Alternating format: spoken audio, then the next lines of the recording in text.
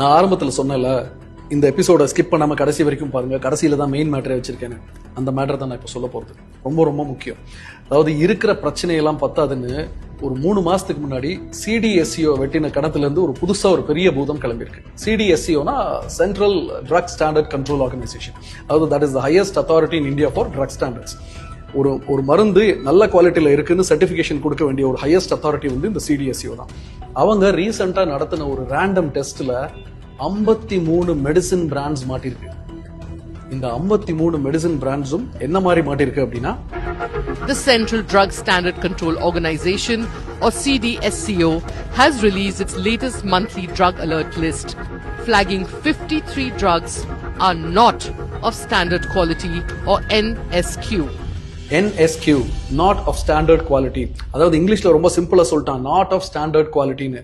அவன் ஸ்டாண்டர்ட் குவாலிட்டியில இல்ல அப்படின்னு சொல்றதுக்கான அர்த்தம் என்ன அப்படின்னா, இந்த மருந்தை எல்லாம் சாப்பிட்டா ப்ரோலாங்ட் இல்னஸ் வரலாம், தீர்க்க முடியாத சில வியாதிகள் வரலாம் அப்படின்னு மீடியா ரிப்போர்ட் சொல்லுது. இந்த மெடிசின்ஸ்லாம் கண்டாமினேஷன்ல இருந்து இன்கன்சிஸ்டன்ட் ஏபிஐ வரைக்கும் எக்கச்சக்கமான ப்ராப்ளம்ஸ் இருக்கு. இன்கன்சிஸ்டன்ட் ஏபிஐனா, அது ஏபிஐனா ஆக்டிவ் பார்மசூட்டிக்கல் இன்கிரீடியன்ஸ்.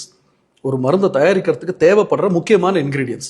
அந்த இன்கிரீடியன்ஸ் இன்கன்சிஸ்டன்டா இருக்கு. ஒரு சில மருந்துகள்ல கூட இருக்கு, ஒரு சில மருந்துகள்ல கம்மியா இருக்கு. இந்த 53 மெடிசின்ஸ்ல இந்த இன்கிரீடியன்ஸ் கம்மியா இருந்துச்சுன்னா மருந்து வேலை செய்யாது. இன்கிரீடியன்ஸ் அதிகமா இருந்துச்சுன்னா நாமளே வேலை செய்ய முடியாது, ஜோலி முடிஞ்சு போயிடும். அவ்வளவு டேஞ்சரஸான 53 மெடிசின்ஸ் தான் ரேண்டம் டெஸ்ட்ல சிடிஎஸ்சிஓ கண்டுபிடிச்சிருக்காங்க. இந்த மருந்துகள்லாம் மார்க்கெட்ல சர்க்குலேஷன்ல இருக்கு. That's the most important point. If I'm consuming vitamin D or a paracetamol, then how do I know? Because Monter LC is for allergies, I take it regularly. How do I know if my drug is of the right standard, that it's not spurious or of substandard? There is no way absolutely a consumer can know whether the drug is counterfeit or not, and neither the doctor can know. கேட்டிங்களா? கடையில போய் ஒரு மருந்தை வாங்கினா அது சரியான மருந்தா தப்பான மருந்தான்னு நம்மளால இல்ல, ஒரு டாக்டரால கூட கண்டுபிடிக்க முடியாதுன்னு ஒரு டாக்டரே சொல்றாரு. இதுல ரொம்ப பயப்பட வேண்டிய விஷயம் என்னன்னா, இந்த மெடிசின்ஸ்லாம் ஏதோ ரொம்ப ரேரான மெடிசின்ஸோ நம்ம கேள்விப்படாத மெடிசின்ஸோ இல்ல. ரொம்ப ரொம்ப காமன் ப்ராப்ளம்ஸ்க்காக நீங்களும் நானும் தினம் சாப்பிட்டுக்கிட்டு இருக்கிற ரொம்ப சாதாரணமான ரொம்ப காமனான மெடிசின்ஸ் இது எல்லாமே. என்னென்ன மருந்தெல்லாம் மாட்டிருக்குன்னு பாருங்க. Calcium and vitamin D3 tablets IP, Shelcal 500, normal calcium and vitamin டெஃபிஷியன்சிக்கு கொடுக்குறது. ஆல்மோஸ்ட் எல்லாருமே சாப்பிட்டுருப்போம்னு நினைக்கிறேன். Amoxicillin and potassium clavulanate tablets, மெக்ஸ்கிளாவ் 625, அதாவது சில காமன் பாக்டீரியல் இன்ஃபெக்ஷன்ஸ்க்கு கொடுக்கறது. டெல்மி சாட்டன், ஹை பிபிக்கு கொடுக்குற மருந்து. எத்தனை பெரியவங்க இதை சாப்பிட்டாங்களோ தெரியாது. Vitamin B complex with vitamin C soft gels. பேசிக்கா இதை சாப்பிடாதவங்களே இருக்க முடியாது. Pantoprazole gastro resistant and domperidone prolong release capsules. அது ரொம்ப சிம்பிளா சொல்லணும்னா PAN-D. இந்த எப்பெல்லாம் நீங்க ஆன்டிபயோட்டிக் சாப்பிட்றீங்களோ அப்போ டாக்டர் சொல்லுவாங்க, காலையில் அதுக்கு முன்னாடி ஒரு PAN-D ஒன்று போட்டுக்கோங்க அசிடிட்டிக்கு அப்படின்னு சொல்லுவாங்க. ஸோ ஆன்டிபயோட்டிக் சாப்பிட்டவங்க யாருமே PAN-D சாப்பிடாம இருந்திருக்க முடியாது, அவ்வளோ காமன். மான்டேர் LC கிட், இது குழந்தைங்களுக்கு கொடுக்கறது. இதை கூட விட்டு வைக்கலாம் அவங்க.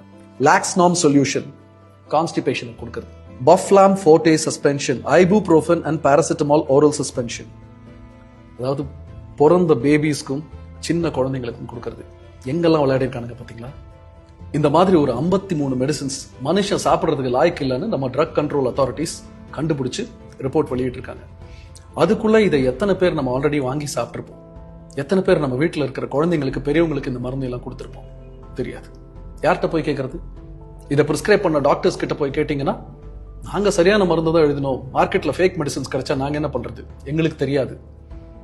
இதை தயார் பண்ண பார்மசூட்டிக்கல் கம்பெனிஸை கேளுங்க, இதெல்லாம் எங்க மருந்தே கிடையாது, நாங்க தயாரிக்கவே இல்லை, எங்களோட பேர் போட்டு ஃபேக்கா ஸ்பியூரியஸா வேற யாரோ தயாரிச்சு வெளியில வித்துக்கிட்டு இருக்காங்க, சோ எங்களுக்கு தெரியாது. வாங்க, நான் பார்மசியில போய் கேட்டா எங்க கடையில தப்பான மருந்தே கிடையாது, சோ எங்களுக்கு தெரியாது. தெரியாது தெரியாது தெரியாது, யாருக்குமே எதுவுமே தெரியாது. ஆனா எங்கேயோ யாரோ தெரிஞ்சே இந்த மருந்துகளை தயார் பண்ணிக்கிட்டு இருக்காங்க. எங்கேயோ யாரோ தெரிஞ்சே இந்த மருந்துகளை விற்கிறதுக்கு டாக்டர்ஸ்க்கு பணம் கொடுத்துக்கிட்டு இருக்காங்க. எங்கேயோ யாரோ தெரிஞ்சே இந்த மருந்தை எல்லாம் பிரிஸ்கிரிப்ஷன்ல நமக்கு எழுதிக்கிட்டு இருக்காங்க. எங்கேயோ யாரோ தெரிஞ்சே இந்த மருந்துகள் எல்லாம் பார்மசிஸ்ல நமக்கு வித்துக்கிட்டு இருக்காங்க. ஆனா நாம மட்டும்தான் எதுவுமே தெரியாம தினம் இந்த மருந்துகளை வாங்கி சாப்பிட்டுட்டு வாழ்வா சாவான்னு போராடிக்கிட்டு இருக்கோம். சம்பந்தப்பட்டவங்களை ஒன்னே ஒண்ணு மட்டும் நான் கேட்டுக்கிறேன், உடம்புக்கு முடியலன்னு தான் உங்ககிட்ட வரும். ஆல்ரெடி ஹெல்த் கேர் மெடிக்கல் எக்ஸ்பென்சஸ்ங்கிற பேர்ல எங்க பணத்தை எல்லாம் உறிஞ்சி எடுத்துக்கிட்டு இருக்கீங்க, அது பரவாயில்ல. எவ்வளவு வேணாலும் தரோம். ஆனா எங்க உயிரை மட்டுமாவது விட்டு வைங்க. ஏன்னா மறுபடியும் நாளைக்கு நீங்க கல்லா கட்டுறதுக்கு நாங்க வேணும்ல. It's without makeup with Viswa. இப்படியாக என்எம்சிக்கும் ஐஎம்ஏக்கும் நடந்த இந்த பிரச்சனை ஒரு சரியான முடிவுக்கு வராம என்எம்சி ஜெனரிக் மெடிசன்ஸ் தான் எழுதணும்னு சொல்லி ஐஎம்ஏக்கு கொடுத்த ப்ரப்போசலை தற்காலிகமாக ஹோல்டில் போட்டுட்டாங்க. ஸோ இது இந்தியன் மெடிக்கல் அசோசியேஷனுக்கு கிடைச்ச ஒரு தற்காலிக வெற்றின்னு கூட சொல்லலாம்.